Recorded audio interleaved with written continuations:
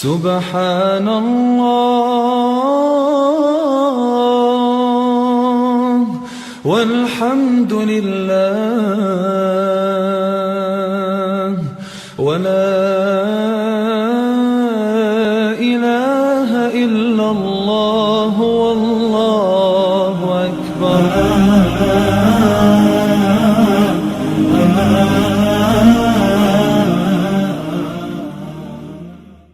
لا حول ولا قوة إلا بالله العلي العظيم. أعوذ بالله من الشيطان الرجيم. بسم الله الرحمن الرحيم. الحمد لله الذي هدانا لهذا وما كنا لنهتدي لولا أن هدانا الله. لقد جاءت رسل ربنا بالحق والصلاة والسلام على رسول الثقلين محبوب رب المغربين والمشرقين جد الحسن والحسين بالقاسم محمد. اللهم صل على محمد وآل محمد وطيبين الطاهرين المعصومين ولعنة الله على أعدائهم أجمعين من الآن إلى قيام يوم الدين. أما بعد فقد قال الله سبحانه تبارك وتعالى في كتابه المجيد والفرقان الحميد. بسم الله الرحمن الرحيم. يا أيها الرسول بلغ وما أنزل إليك من ربك وإن لم تفعل فما بلغت رسالته والله يعصمك من الناس ان اللہ لا يهدي القوم الكافرین. صدق اللہ العلی العظیم وصدق اللہ العلی المرسلین والحمد للہ رب العالمین. سامعین کرام، السلام علیکم ورحمۃ اللہ وبرکاتہ. آج منگل کا دن ہے اور روز عید غدیر ہے، یعنی 18 ذی الحج.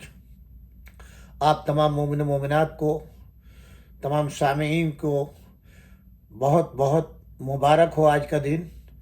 اور آپ سب کے ساتھ مل کر کے ہم اپنے زمانے کے امام حضرت حجت علیہ السلام کی خدمت میں ہدیہ تبریک پیش کرتے ہیں اور دعا کرتے ہیں آج کے دن کے صدقے میں کہ حضرت حجت کا ظہور ہو جلد سے جلد اور ہم ان کے انصاروں میں شمار کیے جائیں، آپ سب کے سب.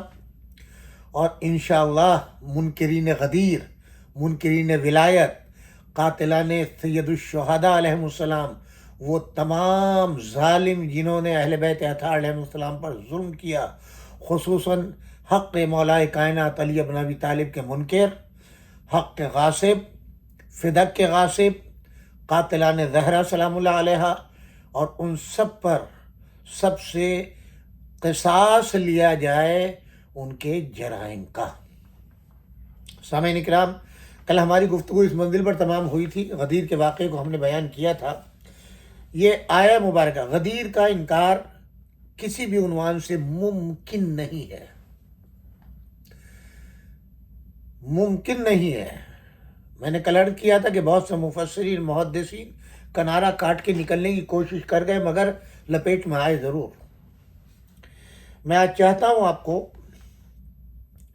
یعنی اس حقیقت سے کوئی انکار نہیں کر سکتا اور انتہائی افسوس کے ساتھ یہ کہنا پڑتا ہے کہ اس آیت سے مربوط کسی قسم کی پردہ پوشی کے بغیر تمام مسلمانوں کے ہاتھوں تک جو نہیں پہنچائے گئے وہ پہلے سے کیے گئے فیصلے اور مذہبی تعصبات اس کے اظہار سے مانے ہوئے ہیں. لیکن اس کے باوجود اہل سنت کے علماء کی تحریر کردہ مختلف کتابوں میں، خواہ وہ تفسیر کی کتابیں ہوں یا حدیث کی کتابیں ہوں یا تاریخ کی کتابیں ہوں، ان میں بہت زیادہ روایات ایسی ملتی ہیں جو صراحت کے ساتھ اس حقیقت کو بیان کرتی ہیں کہ آیت مذکورہ حضرت علی علیہ السلام کے بارے میں نازل ہوئی ہے.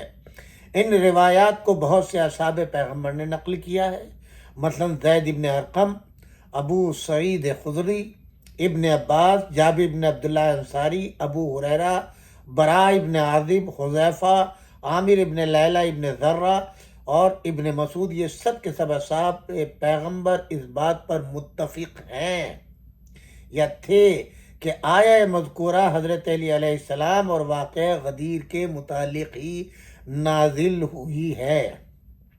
یہ احادیث مذکورہ اصحاب پیغمبر سے مختلف طرق سے بیان ہوئی ہیں. مثلا زید ابن ارقم کی بیان کردہ حدیث کا ایک طریقہ، ابو سعید خدری کی بیان کردہ حدیث 11 طرق سے، ابن عباس کی بیان کردہ حدیث 11 طرق سے، برا ابن عازب کی بیان کردہ حدیث 3 طرق سے نقل کی گئی ہیں۔ جن علماء نے اپنی کتابوں میں ان حدیث کو تصریح کے ساتھ بیان کیا بہت زیادہ ہیں، جن میں سے بعض کے نام یہاں پر میں آپ کی خدمت میں پیش کیے دیتا ہوں۔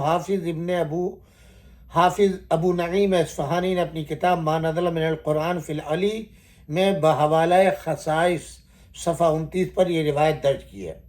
ابو الحسن واحدی نیشاپوری نے اسباب النزول صفحہ 150 پر، حافظ ابو سعید سجستانی نے کتاب الولایت میں کتاب الطرائف کے حوالے سے، ابن عساکر شافعی نے در منصور جلد نمبر 2 صفحہ 298 کے حوالے سے، فخر الدین رازی نے تفسیر کبیر جلد نمبر 3 صفحہ 336 میں، ابو اسحاق حموی نے فرائد السمتین میں، ابن صباغ مالکی نے فصول المہمہ صفحہ 27 پر، جلال الدین سیوطی نے در منصور جلد 2 صفحہ 298 میں، قاضی شوکانی نے فتح القدیر جلد سوم صفحہ 57 میں، شہاب الدین آلوسی شافعی نے روح المعانی جلد نمبر 6 صفحہ 172 پر، شیخ سلیمان قندوزی حنفی نے ینابیع المودت میں صفحہ 120 پر، بدر الدین حنفی نے عمدۃ القاری فی شرح صحیح البخاری جلد نمبر 8 صفحہ 556 پر، شیخ محمد عبد مصری نے تفسیر المنار جلد نمبر 6 صفحہ 463 پر، اور حافظ ابن مردوہ متوفی 416 ہجری نے سیوطی کی در منصور کے حوالے سے۔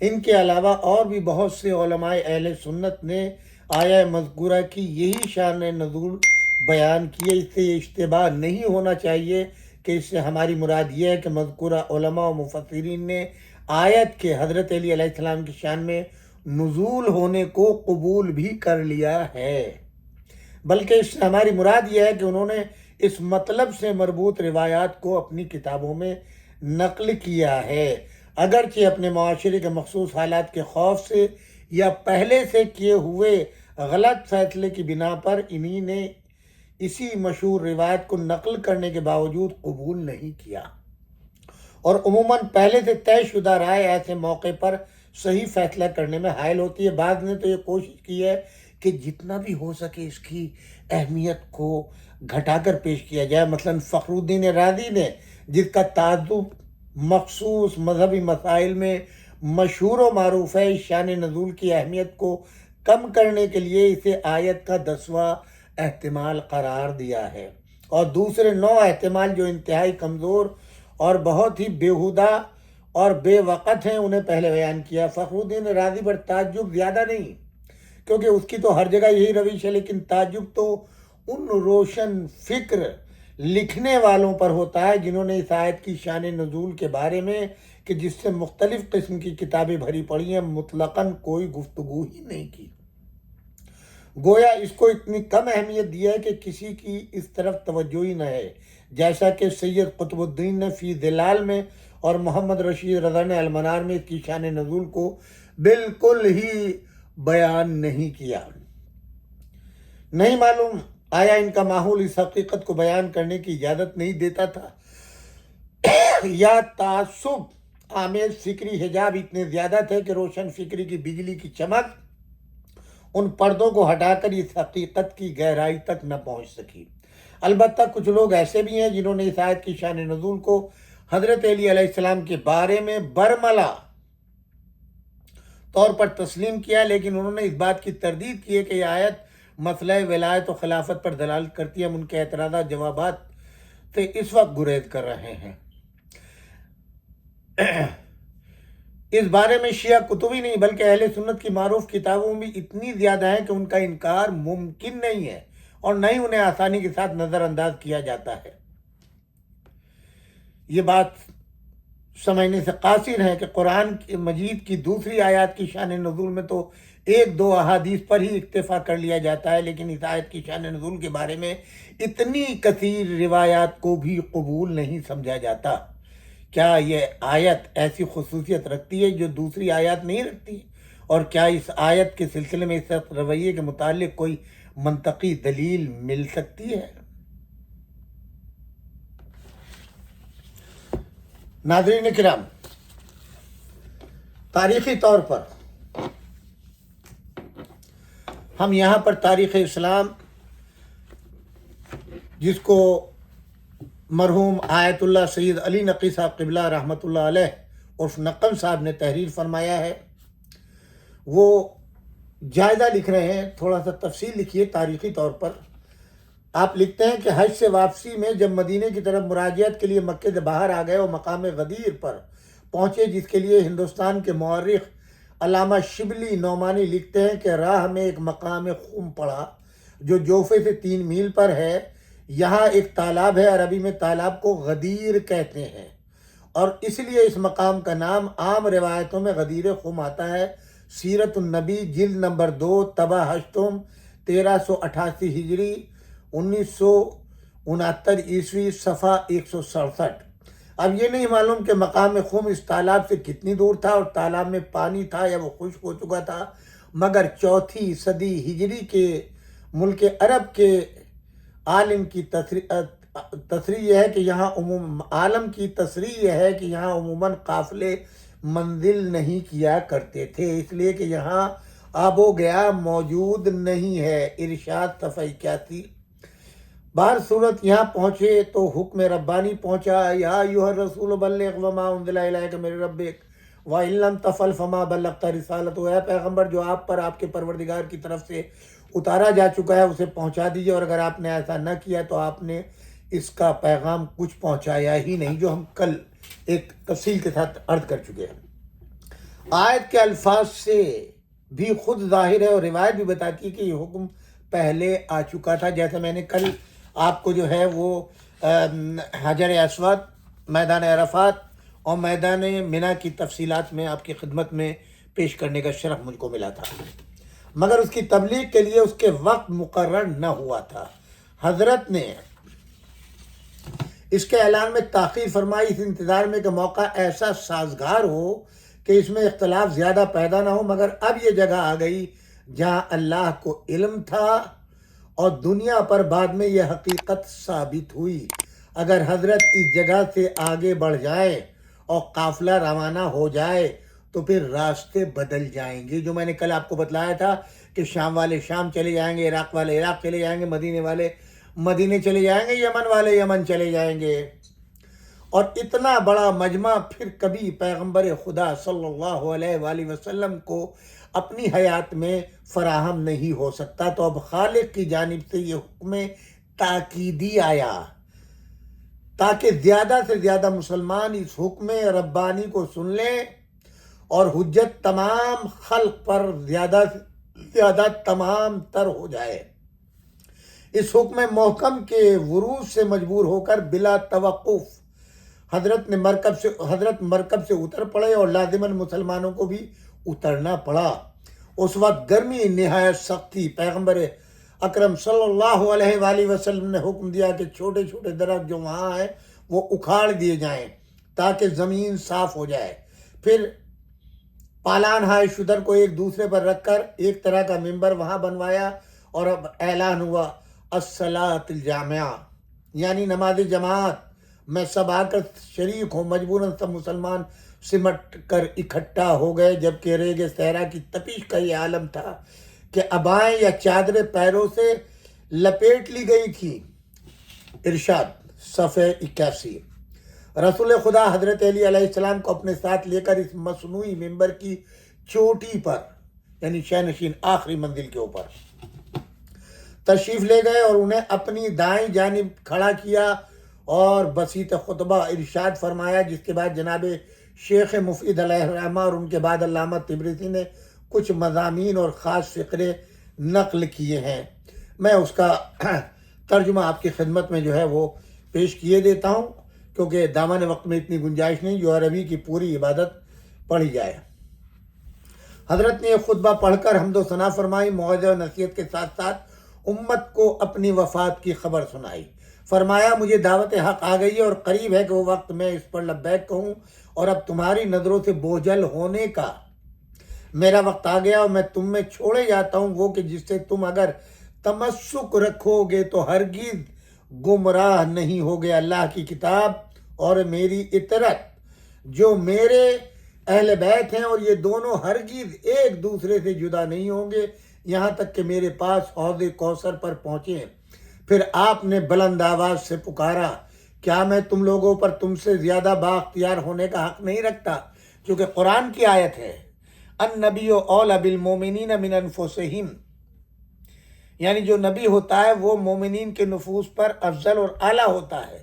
تو آپ نے یہاں پر فرمایا الست اولی بکم من انفسکم، کیا میں، یعنی گویا حضور اکرم، یہاں پر ایک خاص بات یہ ہے، حضور نے زندگی میں ان اصحاب میں کسی کو مومن نہیں کہا، ان مسلمانوں کسی کو مومن نہیں کہا، ان سے اقرار کرایا، پہلے قرآن کی آیت پڑھی اس کے بعد میں اقرار کرایا، الست اولی بکم، یعنی کیا میں تم سے افضل ہوں؟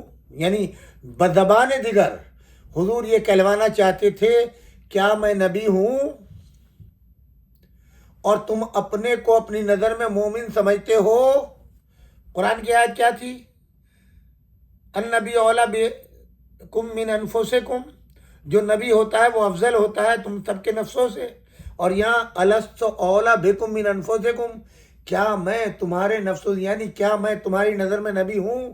اور اگر میں نبی ہوں تو کیا تم اپنے کو مومن سمجھتے ہو؟ اور اگر تم مومن سمجھتے ہو تب آپ نے فرمایا، اب یہاں سے آگے کی گفتگو ہوتی ہے، آپ نے فرمایا کیا میں تم لوگوں پر تم سے زیادہ اختیار ہونے کا حق نہیں رکھتا؟ سب نے کہا کیوں نہیں، بس اس سے رد دے کر آپ نے جو میں نے ابھی عرض کیا آپ کی خدمت، فرمایا اس عالم میں کہ آپ نے حضرت علی کے دونوں ہاتھ پکڑ کر اونچا کیا، اتنا کہ دونوں کی سفید زیر بغل جو تھی وہ نظر آ گئی، جو میں نے کل آپ کی خدمت میں عرض کیا تھا، اور فرمایا اچھا تو جس کا میں مولا ہوں، یعنی من کن تو مولا فہذا علی، اس کا یہ علی مولا ہے۔ خدا وند دوست رکھ اسے جو اس کو دوست رکھے، اور دشمن رکھ اسے جو اسے دشمن رکھے، اور مدد کر اس کی جو اس کی مدد کرے، اور بے مددگار چھوڑ اسے جو اسے بے مددگار چھوڑے۔ پھر ممبر سے اترے اور یہ عین دوپہر کا وقت تھا۔ میرے عزیزو، سبحان اللہ، آپ فرماتے ہیں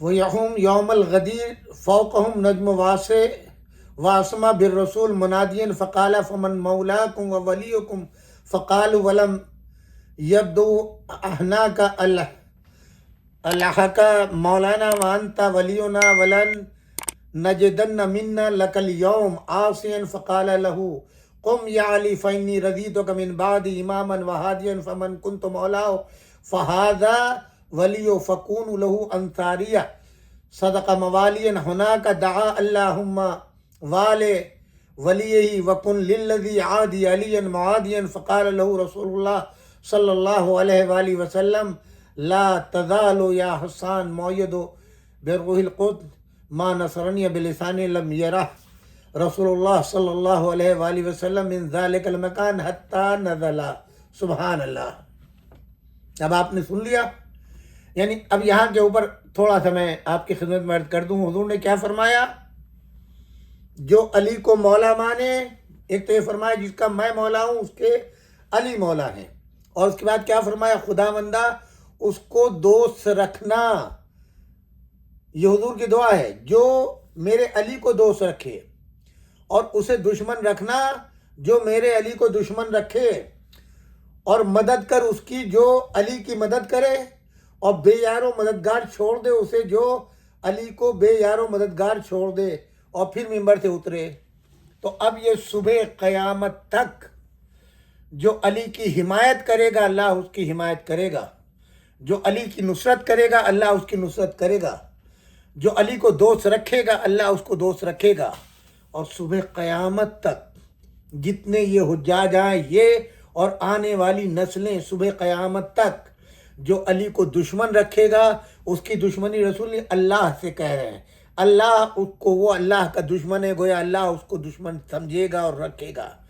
جو علی کی مدد نہیں کرے گا اللہ اس کی مدد نہیں کرے گا، بے یار و مددگار چھوڑ دے گا۔ مسلمانوں غور کر لو، یہ ہمارے آپ کے آخری نبی کی دعا ہے.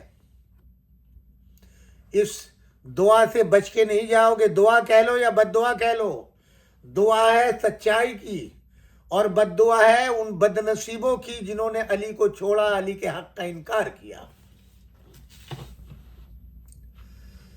پھر ممبر سے اترے. یہ عین دوپہر کا وقت تھا, تو حضرت نے 2 رکعت نماز پڑھی.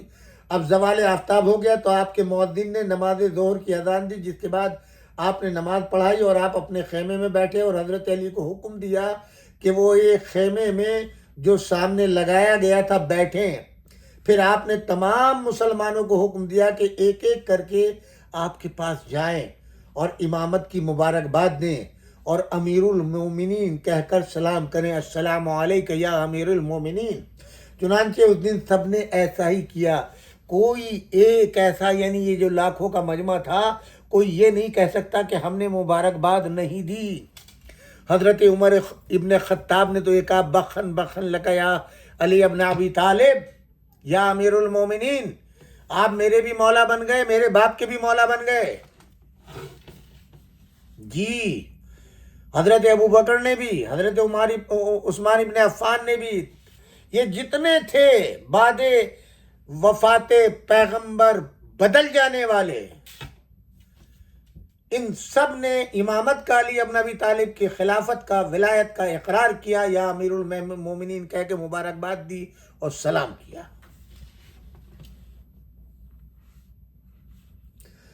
اس دن سب نے ایسا ہی کیا. پھر آپ نے اپنی ازواج اور تمام مسلمان خواتین کو حکم دیا کہ وہ سب بھی آپ کے پاس آئیں اور آپ کو امیر المومنین کہہ کر سلام کریں. مقام دیکھ لیا مولا علی کا, یعنی اصحاب تو اصحاب, ازواج بھی, ازواج پیغمبر بلا تخصیص, ان سب کو حکم دلا جو کل میدان بصرہ کے اندر, میدان جمل میں اونٹ پر بیٹھ کر کے آئی تھیں, انہوں نے بھی امیر المومنین کہہ کر کے سلام کیا اور اپنے عہد کو توڑا اور جنگ کے لیے میدان میں آئیں. اب رسول اللہ کی دعا کیا ہے وہ اب آپ فیصلہ کر لیں. ان سب نے بھی اس پر عمل کیا, اور جنہوں نے اس میں کافی طول کلام سے کام لیا حضرت علی کو اس منصب پر مبارکباد دینے میں, وہ جو میں نے ابھی عرض کیا, وہ عمر ابن خطاب سے انہوں نے اس پر بہت زیادہ خوشی کا اظہار کیا, اور من جملہ اس کے جو کہا تھا یہ تھا کہ مبارک ہو, مبارک ہو اے علی کہ آپ میرے اور ہر صاحب ایمان مرد اور صاحب ایمان عورت کے مولا ہو گئے. اور حسان ابن ثابت مشہور شاعر تھے حضور کے, پیغمبر خدا کے پاس آئے اور کہا کیا آپ اجازت دیتے ہیں کہ میں اس موقع پر کچھ ایسا کہوں جسے اللہ پسند کرتا ہو. حضرت نے فرمایا اے حسان بسم اللہ اٹھو.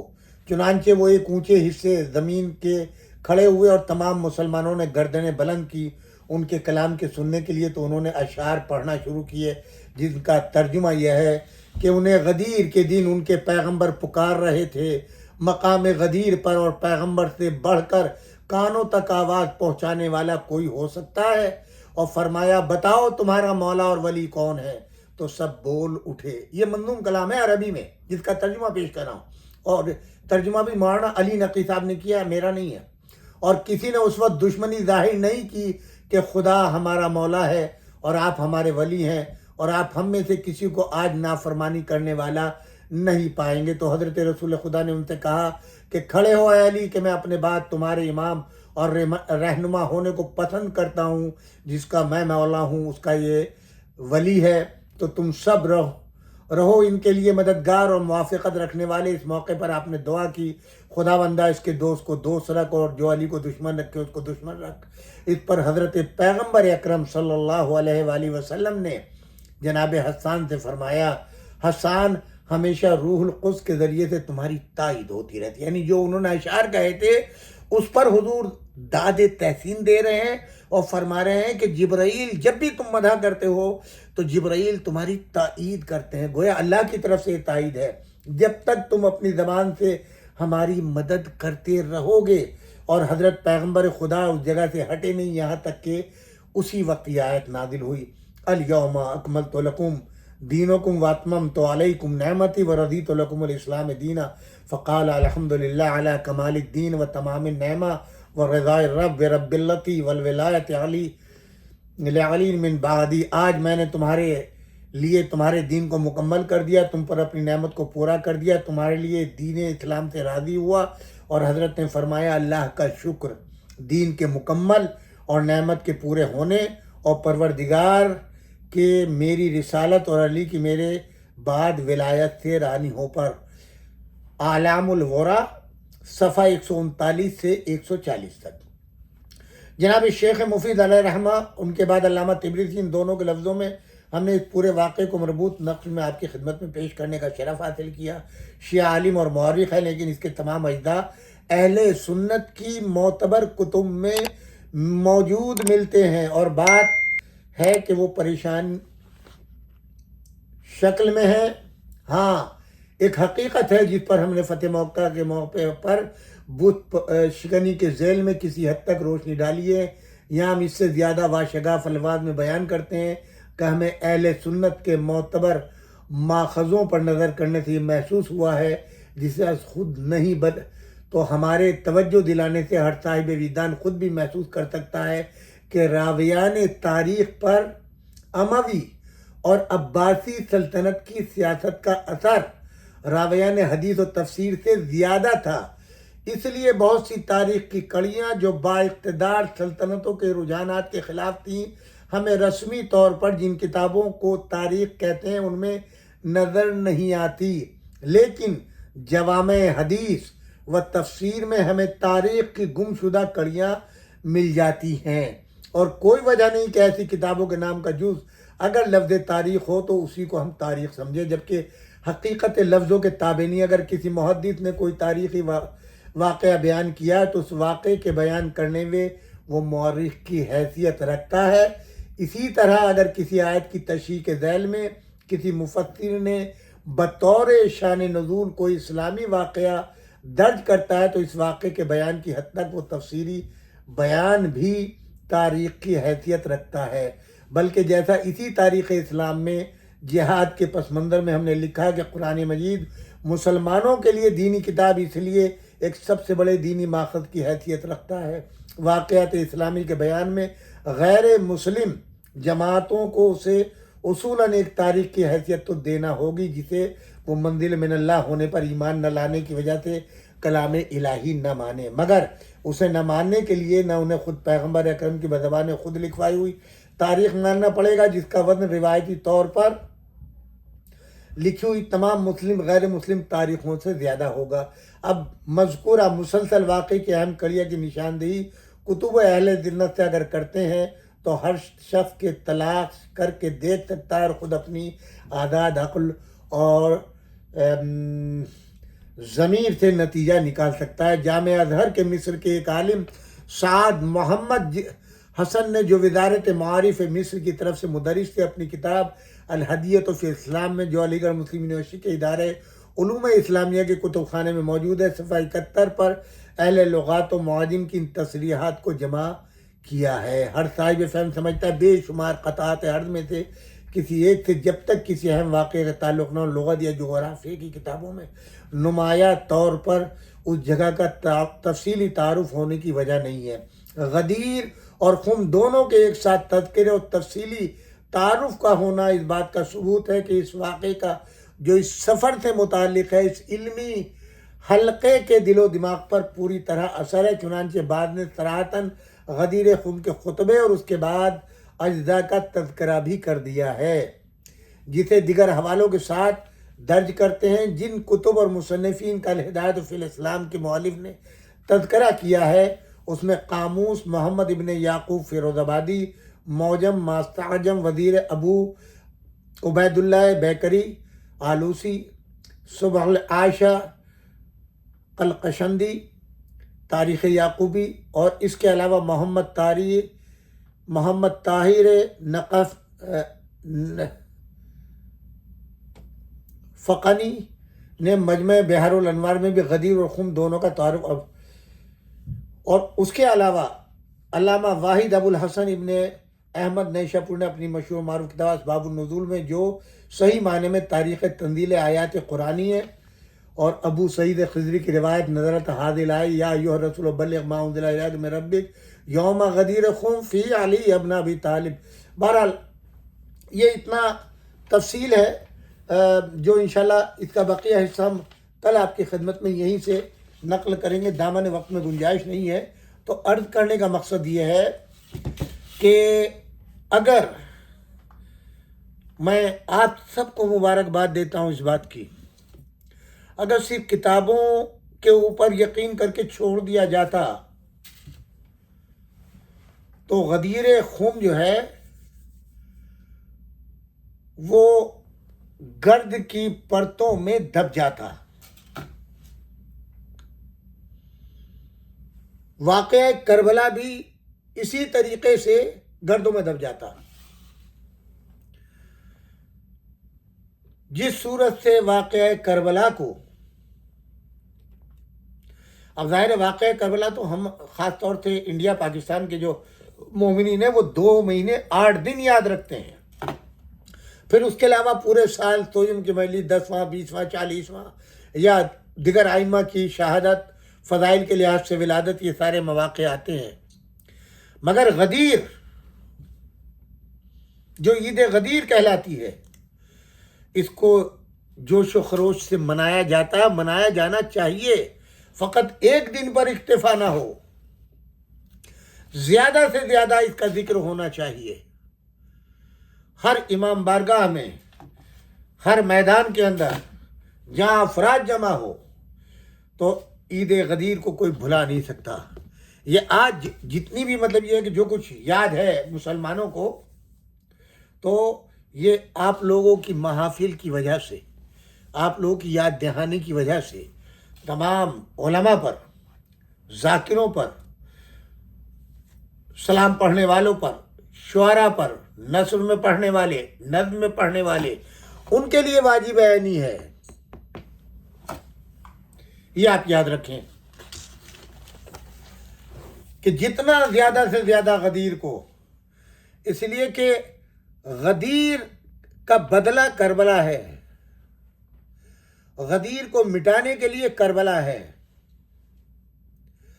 اور اس غدیر کو ذہنوں سے مٹانے کے لیے حی علی خیر العمل کو اذان سے نکالا گیا ہے.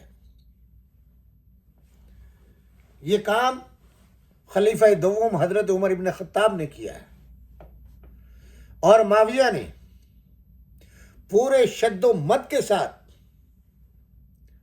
ورنہ کیا بھائی لڑائی ہے آپ کی؟ حی علی خیر العمل میں کون سی برائی ہے؟ عمل خیر کی طرف بلایا جائے نا، کیونکہ غدیر کی یاد آتی ہے حی علی خیر العمل کہنے سے، اس لیے اذانوں سے نکال دیا گیا.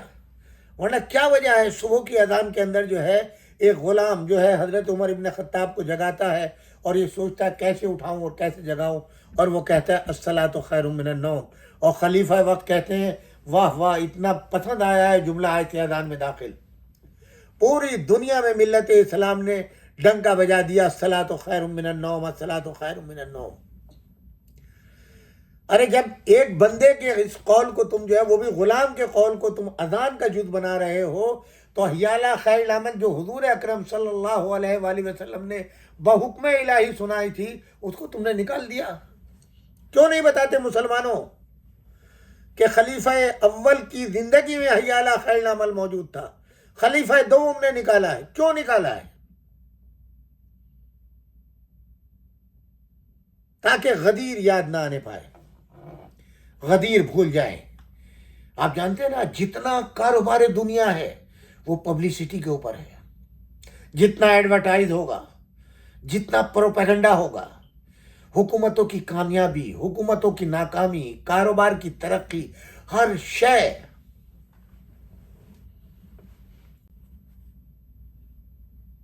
آج کتنا الیکٹرانک میڈیا کہیے، انٹرنیٹ کہیے، اخبارات کہیے، ٹی وی، ریڈیو، سب دنیا جہان کے ہو، جھوٹ اتنا بولا جائے کہ سچ کہنے لگے. مگر یہ تھا پروردگار عالم کا نظام. وہ لاکھوں افراد جو آئے تھے، میں نے کل بتایا تھا نا، اس دھوپ میں، جلتی ہوئی دھوپ میں، ابھی میں نے بتایا نا، علامہ علی نقوی صاحب لکھ رہے ہیں تاریخ کا حوالہ دے کے کہ اتنی تپش تھی کہ اپنے پیروں میں انہوں نے اپنی اباؤں کو لپیٹ لیا تھا اور وہ چپک گئی تھی ان کے پیروں سے، تاکہ یہ وقت ہر ایک کو یاد رہے. جب جائیں یہ لاکھوں مجمع جب جائے گا تو ظاہر ہے، اب یہ تو اب آپ کیلکولیٹ کیجئے نا، یہ لاکھوں کا مجمع، خطبہ، ممبر بننا، واپس آنا، انتظار کرنا، اس کے بعد خیمہ لگنا، اور پھر بنفس نفیس ایک ایک کا مبارکباد دینا. کتنے گھنٹے یا کتنے دن لگیں گے میرے بھائی، یہ تو بتاؤ. کیا وجہ تھی؟ ایک ایک جا کے مبارکباد دے، سب ایک دم ہاتھ اٹھا کے مبارکباد کافی تھا؟ نہیں، علی ایک ایک کے چہرے کو پہچان لو. کل انکار نہ کریں، اصحاب ہوں یا ازواج ہوں.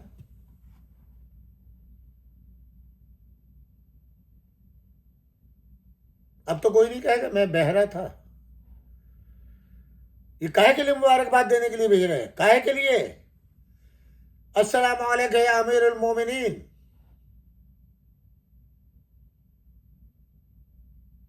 تاکہ کل انکار نہ کریں.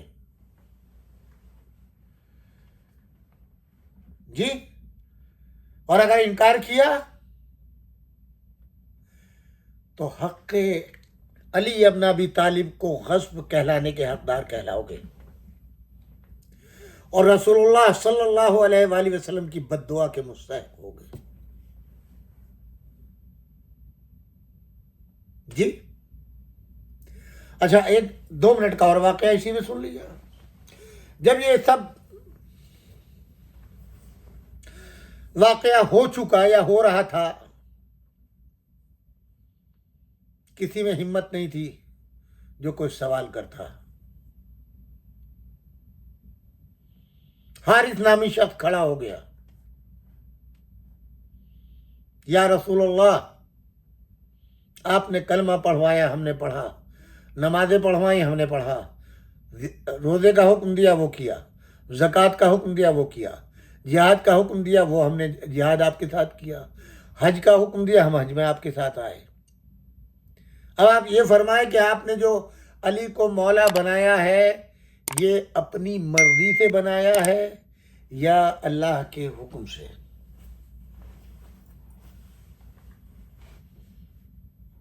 جی،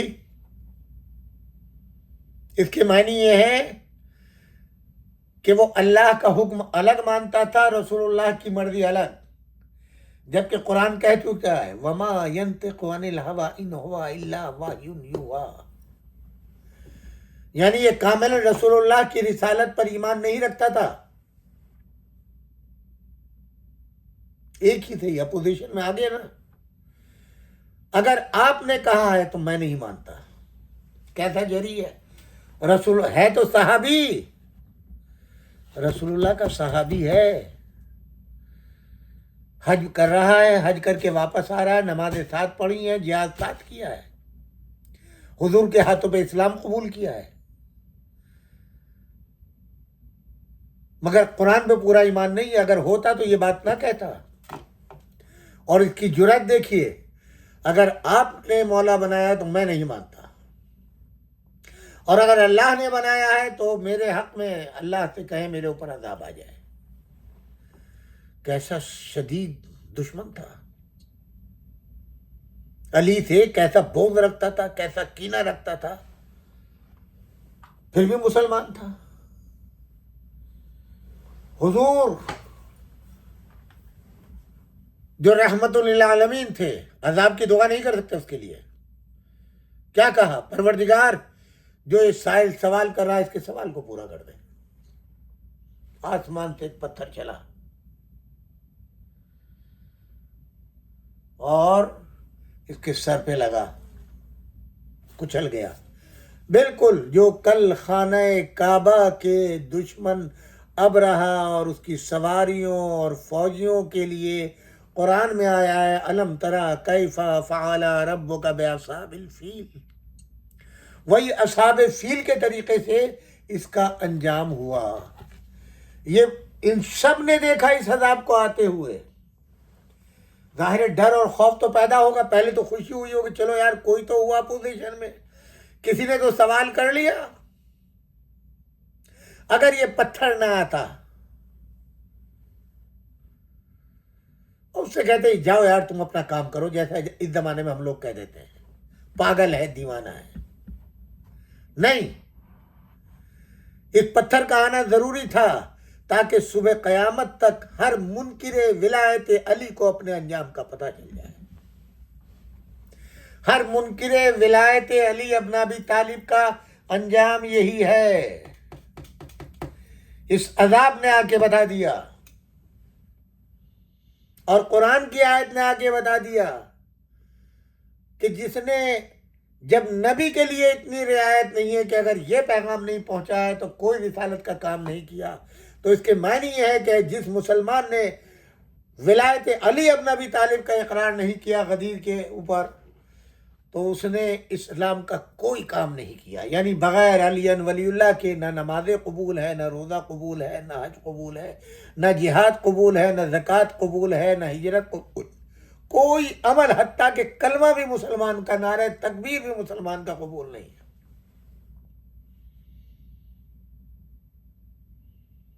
اسلام مربوط ہے ولایت علی ابن ابی طالب سے. بغیر علی ابن ابی طالب کے وہی ہے بے حب اہل بیت عبادت حرام ہے. میرے عزیزوں, میرے دوستوں, لا تعداد 110 جلدیں الغدیر کی لکھی ہوئی ہیں علامہ امینی نے.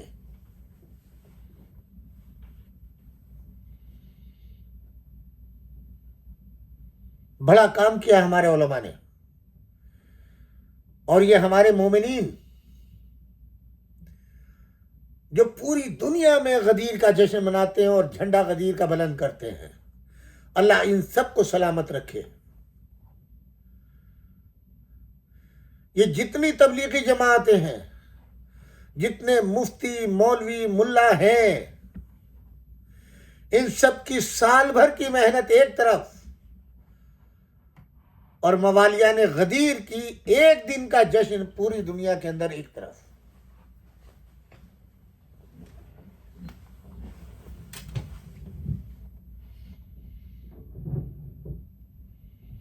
مولا بنایا ہے علی کو, اور ان سب کو تکلیف ہے. یہاں ایک چیز اور عرض کر دوں, امیر المومنین لقب خاص ہے مولا امیر المومنین کا. ہمارے ائمہ علیہم السلام نے منع کیا ہے, کسی بھی امام کو امیر المومنین نہیں کہہ سکتے. امام جعفر صادق علیہ السلام فرماتے ہیں, اور ہر امام نے یہ حکم دیا ہے, یہ ہمارے جد کا خاص لقب ہے. جب لفظ امیر المومنین آئے اس سے مراد علی ابن ابی طالب. تو جب صاحبان عصمت ہستیاں اس لقب کو اپنے لیے مخصوص نہیں کرتی سوائے امیر المومنین کے, تو بقیہ اور اٹھائی گیروں کو جن کی کوئی حیثیت نہیں ہے وہ امیر المومنین کا ہے. لعنت ہو ان سب پر جو آج یزید کو اور معاویہ کو اور بنی عباس اور بنی امیہ کو اور دیگر کو جو ہے وہ امیر المومنین کہتے ہو. امیر المومنین صرف اور صرف مولا کائنات علی ابن ابی طالب ہے. کسی دوسرے کو حق نہیں ہے. میرے عزیزو,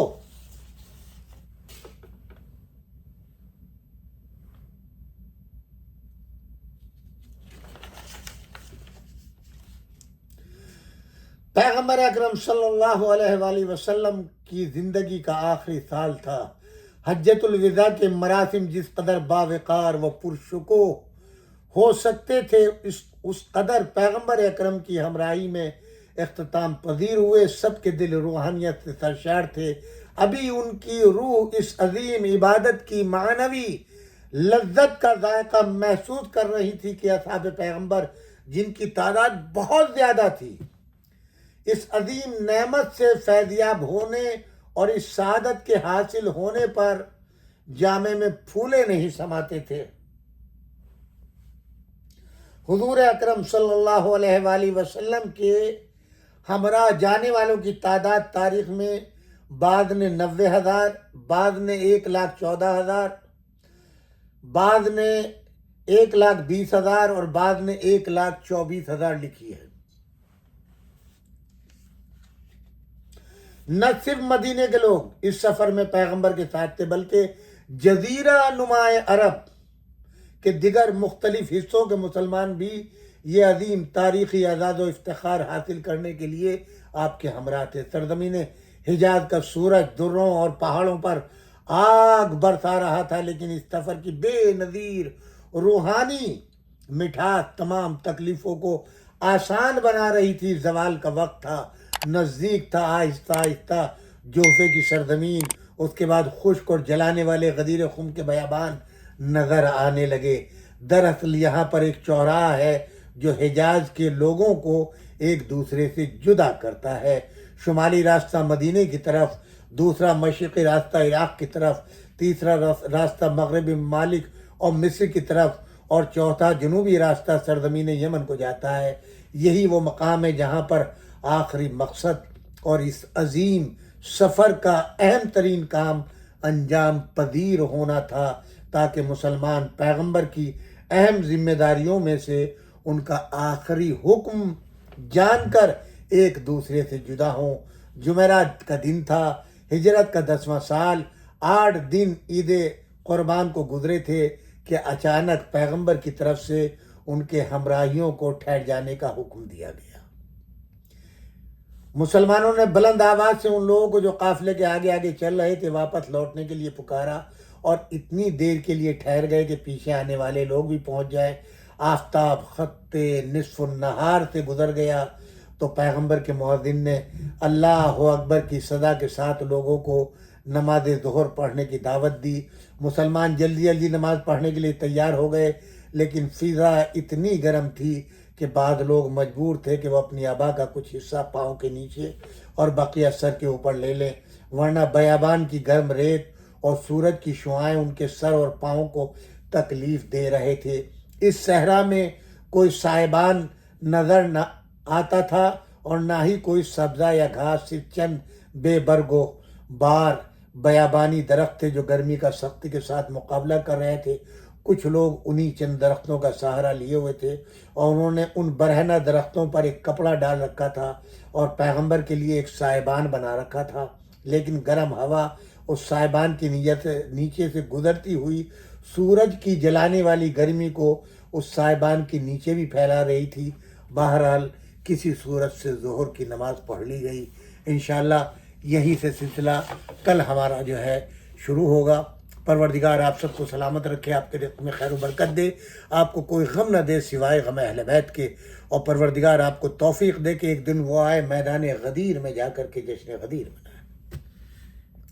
موالین حیدر کرار، آپ سب کو عید غدیر کی، مولا کی ولایت کی مبارکباد ہو، اور ہمیں تحفہ چاہیے پروردگار عالم سے بحق حضرت زہرا سلام اللہ علیہ کہ آج ان کے شوہر نامدار کی تاج پوشی ہو رہی ہے، اور وہ تحفہ یہ ہو کہ شہزادی آپ کے صدقے میں ہم سب کے گناہ بخش دی جائیں۔